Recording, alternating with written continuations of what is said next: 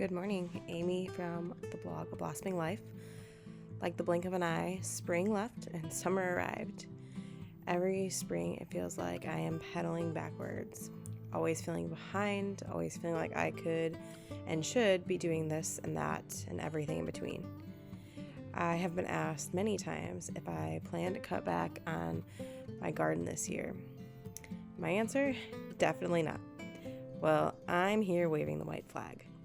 Some seasons are harder than others, and sometimes you have to realize you can only handle so much. With 4 kids, 2 under 2, a kitchen renovation, and just regular life, I realized it may be a little hard. So while I did add another garden space, this is a test run. I've been dreaming of building a flower garden out my kitchen window, so why not throw some seeds into the ground and see if it works? Well, we did a little more than that.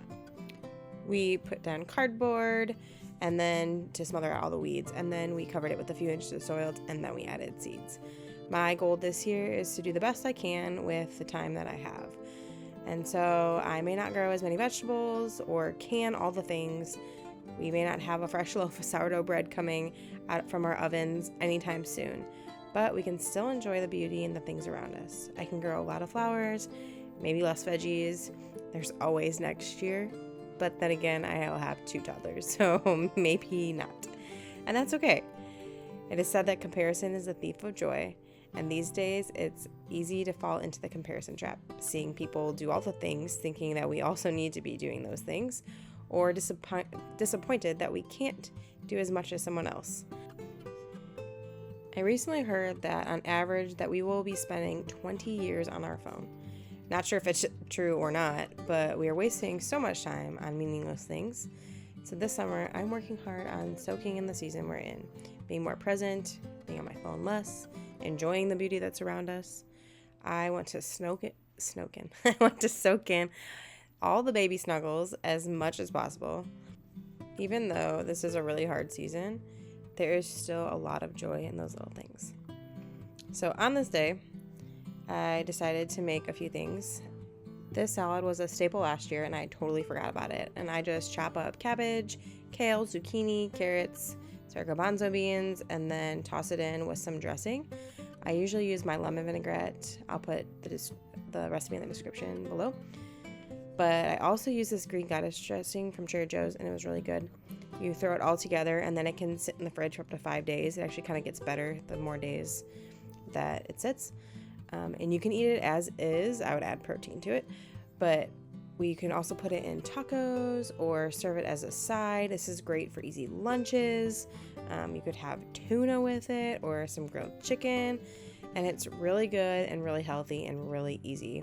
And so we actually had it the next day. We went out on a hike, and for lunch we just got some sandwiches and served the salad, and it was so yummy.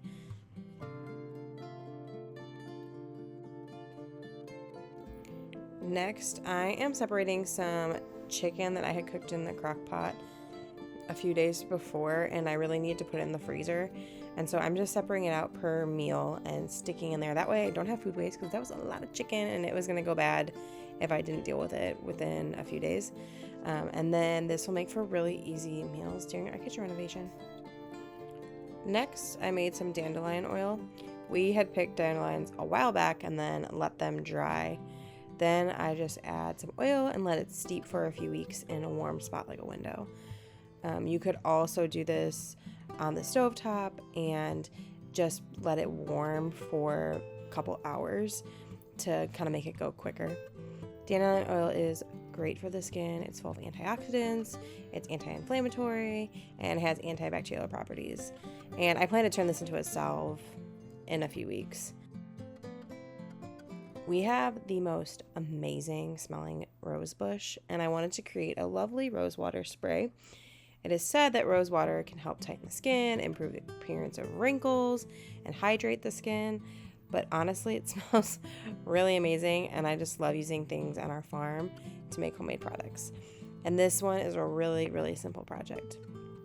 And I do plan to have the recipes up on the blog here shortly, so check the description box below, and if they're there, then that means they are up. While I'm out here, I might as well pick a few peonies that have recently bloomed. These are my absolute favorite flower, and they have such a short little season. And so I pick every single one that grows. And we recently went to a local peony farm where they had just acres and acres of peonies. This was the kids' idea for Mother's Day, and it was just so lovely. I ended up buying 2 new varieties that I'm really excited to grow. They're just so beautiful. I love adding these small touches of beauty around the house. It just freshens things up. It gets me really excited for summer, and it's just a nice way to just add a little lovely touch to the center of the table.